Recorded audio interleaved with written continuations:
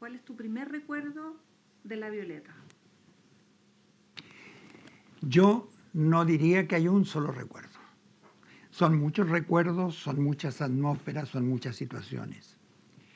Por ejemplo, la conocí un día en la calle que íbamos con Margot, en el centro, cuando todavía el Paseo Ahumada pasaban los tranvías y todas esas cosas. No era paseo peatonal como ahora. Yo iba a Violeta, me acuerdo, y ahí, comadre, ¿dónde va? ¿Y quién es este? Le dijo así. Entonces nos presentamos. A mí me impresionó esa sinceridad y esa transparencia con que yo la sentí y cómo conversaban las dos. Y me acuerdo que ahí Violeta la invitó que fuéramos a su casa. Y ahí empezamos a... Margot me decía, vamos a ir a ver a la comadre porque necesito conversar con ella. Y empecé. Y después me tocó verlas actuando en el escenario. Y muchas veces me tocó verlas actuar una primera, la otra segunda, y a veces compartiendo el mismo escenario las dos al mismo tiempo. ¿Te fijas? Y conversando. Pero los más gratos momentos fueron en torno al brasero, en torno a una mesa, tomando un tecito, tomando un vaso con agua, la conversa, como decíamos las dos. Y las últimas, cuando ya el año en que la comadre, como decía la Margot, decidió partir, fue acá en la carpa. Ya las últimas veces que Violeta hizo funcionar la carpa, en que Margot venía a cantarle y que estaba Lautaro, Roberto, un señor que recitaba las décimas de Violeta, y Margot. Y ahí conversábamos mucho también. En la carpa. En la carpa, porque a veces llegábamos muy temprano nosotros con Margot, entonces quedaba un espacio para conversar mientras Violeta estaba amasando o estaba preparando cómo iba a atender a la gente que iba a ver el espectáculo. Así que son muchísimos los recuerdos, no hay uno solo. No hay uno solo, no. Claro. ¿Y la Violeta, cuando ustedes iban a la carpa de la reina, siempre estaba haciendo muchas cosas? Siempre estaba haciendo cosas. O estaba haciendo algo con la arpillera, o estaba componiendo, o estaba tomando y anotando, escribiendo. Eso sí, no se me va a olvidar nunca. Y luego la Violeta era muy inquieta, era un volcán, como le decíamos nosotros. ¿Ya? Y esta inquietud la hacía volcarse en muchas cosas que hacía. Y de repente invitaba a los niños que andaban cerca de la carpa a que pasaran a jugar adentro, ¿te fijas? Y a veces incluso yo la vi una vez tocar la guitarra para que los niños hicieran una ronda, por ejemplo. ¿Te das cuenta? Claro. Y cuando Violeta también quiso hacer esa gran escuela del folclore, como que ella la llamó la Universidad Popular, que tenía dentro del staff de profesores, tenía incluida a Margot, a Rolando, a Silvio Urbina. Me decía, bueno, negro, porque así me decía, tú vas a ayudar a la comadre, tú le venías a ayudar a hacer clases y después vamos a programar cursos especiales para niños que trabajen contigo. ¿Te das cuenta? Y lo otro, ¿cómo no recordar esos momentos cuando llegábamos y Violeta nos mostraba las últimas composiciones que estaba haciendo, las composiciones que estaba haciendo en esos momentos? Claro. ¿Ya? Y las interpretaba y las cantaba. Y a la vez le pedía a Margot, porque le encantaba que le cantara la clavelina, una tonada que Margot había aprendido en los campos, y que le cantara la cueca del volantín. ¿Ya? ¿Cómo es esa cueca? Navegando va en la torre. Ya. Sí, desmantelada cubierta. Quilla herida ya sin vuelta a morir lejos de Pancho. Es que habla del acorazado La Torre cuando se despidió y lo vendieron por chatarra. Entonces, porque después dice, desde un cerro porteño se fue cortado un volantín azul y otro morado. ¿Ya? Y otro morado sí, vuelan muy alto, remolcando a La Torre su acorazado. Lo seguirá hasta el fin el volantín. Que se conoce muchísimo también como el volantín. Y esas cuecas les cantaban a Violeta y se las pedía. O la Pomairina, que también le encantaba y le decía, cántemela por favor, comadre. Entonces había un intercambio de de repertorio, De repertorio. de cosas. Y nos explicaban. Mira, le decía, pues, esta canción la compuse pensando en este que se fue. Po. Rondón se fue para el norte. Ya. Y después decía, pero hay algunas composiciones, comadre, que las compuse con mucha rabia. Maldigo el alto cielo. Maldigo el alto cielo. Claro. ¿Te fijas? Entonces, y conversaban también cómo escuchaba Violeta el que tenía que ser el acompañamiento de esos temas. Yeah. Por eso que ese tema, que a mí cada vez que lo escucho cantado por Violeta me hace llorar, es que he sacado con quererte. Porque ella ahí quería que estuviese de fondo una trutruca. Y nosotros le buscamos un trutrucantufe, que fue Aurelio Ñancucheo, y no pudo. ¿Por qué? Porque la composición de Violeta, como toda composición, va dentro de un esquema. Y los mapuches, sobre todo cuando tocan sus instrumentos, son libres. Entonces no lograron nunca encuadrarse. Yeah. Entonces ahí buscó un instrumento, parece que es un corno, de la sinfónica, que sí le pudo dar la atmósfera que Violeta quería. Que Violeta quería. Claro. Mira tú. ¿Y cómo era amorosa contigo la Violeta? Le gustaba mucho conversar. Le gustaba conversar. Sí, no te voy a decir que... Porque hay varias cosas, sí, fue amorosa en qué detalle. En que me acogía, me recibía, tomábamos un tecito, conversábamos, hablábamos de lo divino, hablábamos de lo humano, ya. En eso fue muy amorosa, ya. Y también en la generosidad de mostrarnos sus nuevas composiciones, sus nuevas canciones, todo ese material, ese bagaje que ella iba acumulando y que lo iba entregando. Y que en este caso lo compartía con su comadre y lo compartía también conmigo. Claro. Y en el libro que yo leí, Las Comadres, sí, que es súper las lindo, dos comadres, sí. Las dos comadres, como por el final del libro, Margot cuenta que un día ustedes fueron a la carpa y que ella les mostró el disco Últimas Composiciones. Exacto. ¿No es cierto? Sí. Eso fue así, ¿verdad? Fue así. Y nos dedicó el libro, el disco, perdón. Ah, mira. Pero llegó alguien interesado, como siempre pasa, lo vio, lo tomó y se lo llevó. La mano negra que llamo yo. Claro. Y a mí me llevaron de Violeta una dedicatoria muy linda que me había hecho a mí. Ya. Yeah. Pero por suerte que dejé en el computador archivo de eso. Ah, qué bueno. Y ahí Margot le preguntó, le dijo, comadre, ¿por qué le puso las últimas composiciones cuando usted sí es un volcán, sigue componiendo? Y le dijo, porque son las últimas, pues, comadre. Claro. Nada más. Nada más ni nada menos. Porque en esos momentos ella estaba empezando a hacer algo relacionado con el circo. Porque nos hablaba del circo. ¿En serio? Del siglo. Claro, quería hacer una obra que tuviera que ver con todo con el circo popular chileno. Y se estaba inspirando que iban a haber cueca, iban a haber fanfarria, iban a haber marcha, iban a haber música que acompañara a los distintos artistas. Le bullía todo eso en la cabeza. ¿Te fijas? Yo sé que estaba con eso cuando, decidió partir. Cuando decidió partir. Claro. Oye, y hay en el libro también, yo leí que la Margot tuvo como un sueño premonitorio. Mira, ¿Estabas ahí con ella? No. ¿Cómo fue eso? Margot viajó al norte a estudiar en los carnavales, que tú sabes que son 40 días antes de Semana Santa que se celebran en todos los pueblos andinos nuestros, y ella estaba al interior de Arica, en un poblado de Belén. Allá estaba cuando soñó que Violeta se le aparecía, entraba, me decía la Margot, como por una ventana, y le decía, comadre, le vengo a informar que me maté y que hay otra vida mejor que esta y yo la voy a venir a buscar luego a usted. Y se sonreía y se despedía, se iba. Y a la Margot, y eso está escrito en una carta, pero yo todavía no la he buscado la carta. Pero tiene que estar por ahí. Está. El día que la encuentre me comprometo a hacerte llegar una copia de ella porque es muy interesante y es muy importante tenerla.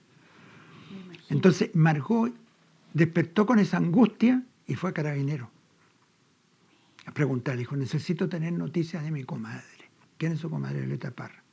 Dice que los Carabineros se quedaron callados y le dijeron, se suicidó. Entonces la Margot dijo, no puede ser. Y habló con la persona que estaba en el carnaval y bajaron inmediatamente a Arica. Viajaron a Arica. Viajaron, si estaba arriba, Ya. en el altiplano, en el altiplano. Y de ahí de Arica mandó un telegrama, que yo no sé si alcanzó a llegar o no alcanzó a llegar. Y yo estaba acá. En Santiago. Yo ese día tendría que haber estado con Violeta a las 5 de la tarde, en la carpa. Pero ocurrió que unos amigos me pidieron ir a Pomaire a comprar unos cacharritos porque se iban al extranjero.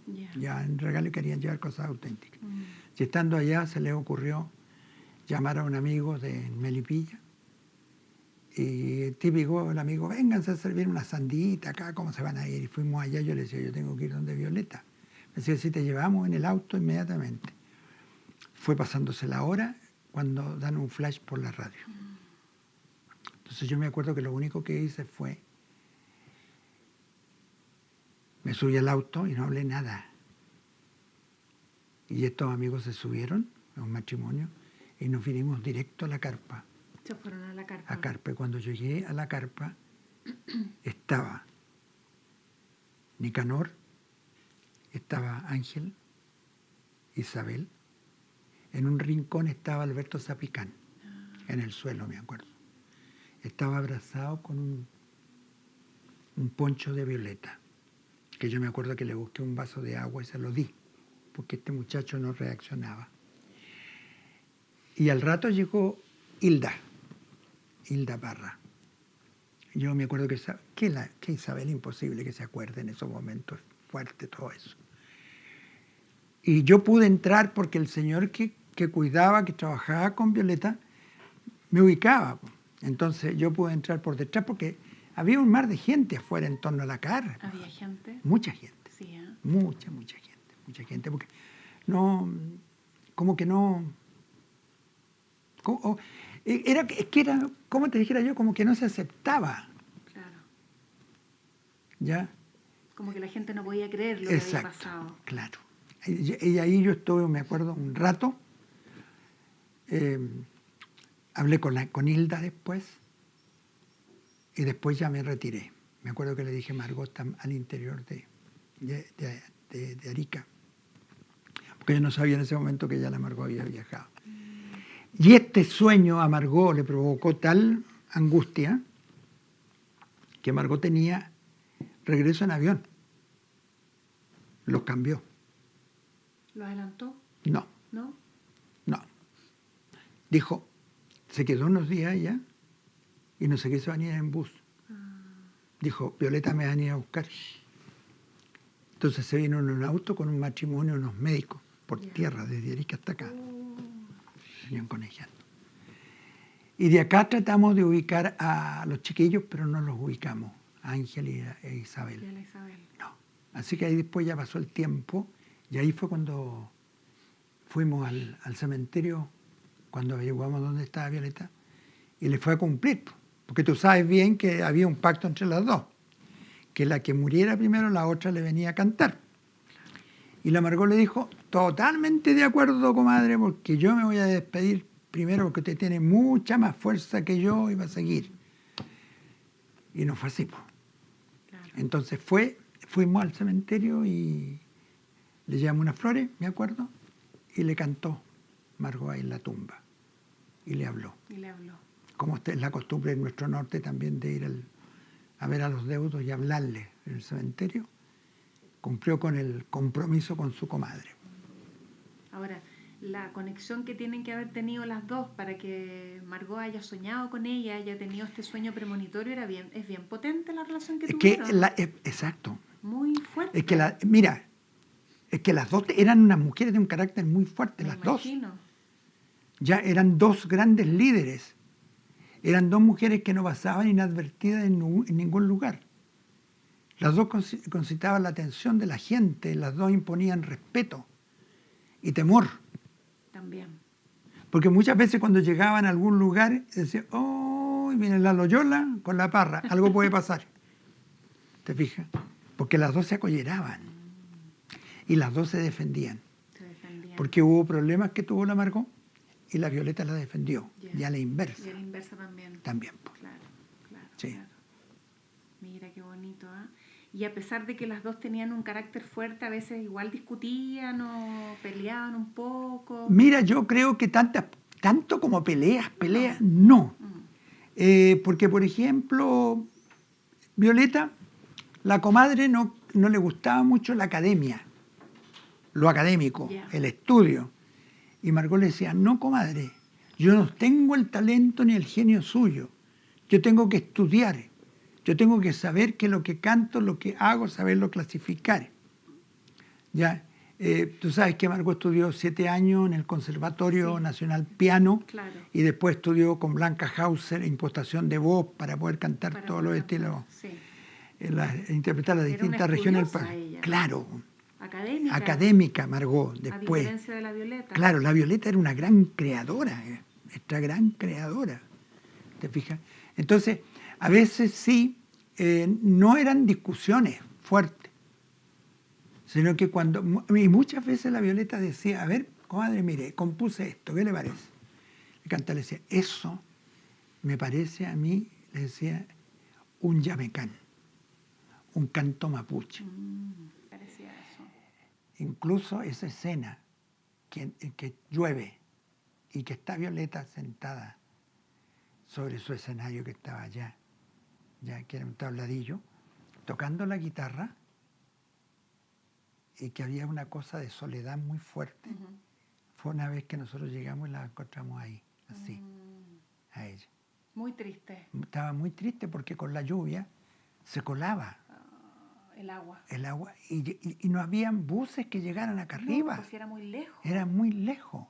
¿Y ustedes cómo llegaban, Osvaldo? Porque generalmente nos veníamos había un amigo que llegaba por La Raína hasta cierto punto, y ahí tomábamos un taxi. Y a veces dejábamos un taxi contratado para que nos fuera a buscar a tal hora. Claro. O a veces cuando venía público se preguntaba, la Violeta preguntaba, ¿quién baja para que puedan llevar a la gente que viene de abajo? Y ahí bajaban con esta Claro, gente nos que llevaban en hasta auto. donde podíamos encontrar un taxi o una góndola en aquellos años, una micro. Claro, claro. ¿Te das cuenta? Sí, y yo creo que la carpa tenía eso. Ahora, la carpa tenía también una cosa familiar muy linda, porque tenía pintura a este lado. A mí no se me acuerda, se me olvida nunca, tenía esa pintura del combate naval de Iquique. Ya, el combate estaba a este naval lado, de Iquique. claro. Había otra que era de la cueca, por ahí, por ese mismo lado. Una arpillera. Claro, algo así. Que es la cueca del disco ese que te acabo de regalar. Exacto. Y luego después, ella tenía su cocina y adentro estaba donde amasaba, donde dormía Violeta y todo, ¿te fijas? Entonces, y acá, a este lado, ahí está el escenario, había un mesón largo. Y en ese mesón le gustaba a Violeta compartir con los amigos. Ahí se sentaban. Ahí nos sentábamos cuando llegaba, claro. Y ahí nos daba té y nos poníamos a conversar. Qué ¿Te bonito. fijas? Sí. Los Así que recuerdos. tú sabes que... Pero igual tenía como un aspecto un poco como desolador, ¿no es cierto? Como triste. Por eso, estaba muy lejos. Estaba muy lejos, claro. Estaba muy sola también. Claro, yo creo que Violeta fue quedando sola. Sí, pues sí. Fue quedando sola. A mi mamá no le gusta nada la época de la carpa. Dice que fue un periodo súper complicado. Sí. Y solitario también. Sí, porque hubo muchos artistas, entre comillas, de los llamados folclóricos que le dieron totalmente la espalda. Sí, Muchos conjuntos que se fueron. Que la dejaron sola. Claro. Por eso te digo que los últimos días de la carpa era ese el grupo de artistas, Lautaro, Roberto, este señor que recitaba, la Margot, Violeta que cantaba, y yo que bailaba a veces con ella. ¿Te fijas? Y nada más, porque Violeta pedía que vinieran y los grupos no querían venir. No querían venir a cantar o a tocar, no, a presentarse ahí en la No, carpa. no querían. daban cualquier excusa, cualquiera. Pucha, qué difícil, ¿ah? Sí, Qué difícil. claro. Y el que siempre yo sé que la apoyó fue Patricio Manso. Ya. Eso sí que yo sé. Él Y iba para allá, iba a la carpa. eso no lo sé. No se sabe. Y el otro que la apoyaba mucho fue René Largo Faría, Ya. también, porque la contrataba, la llevaba en la gira de Chile Ríe y Canta. Pero Violeta se enojó en una de las giras porque ella quería recibir un poco más de dinero porque no estaba bien por el problema de la carpa, que con un temporal se había destruido un poco, creo. Y los demás artistas que iban en esa gira no aceptaron. ¿Por qué? Porque siempre hacían un fondo común Ya. y se repartían por partes iguales para todos los artistas. Entonces ella pidió que se le diera un poco más para ayudarle a armar la carpa. Y se negaron, Ah, se negaron. claro, Qué triste, ¿ah? claro. Mm. Por eso, a las veces que Margot actuó acá en la carpa y actuábamos allá en Carmen 340, nunca Margot le decía, comadre, ¿cómo le voy a estar cobrando a usted? Sí, pues eso lo cuenta en el libro Claro, po, de las comadres. claro. Claro. Si yo le vengo a cantar a su gente que la quiere a usted, y yo le agradezco porque me escuchen a mí también, Claro. ¿te fijas? Pero ¿cómo es? Yo le estoy regalando mi canto, ¿no?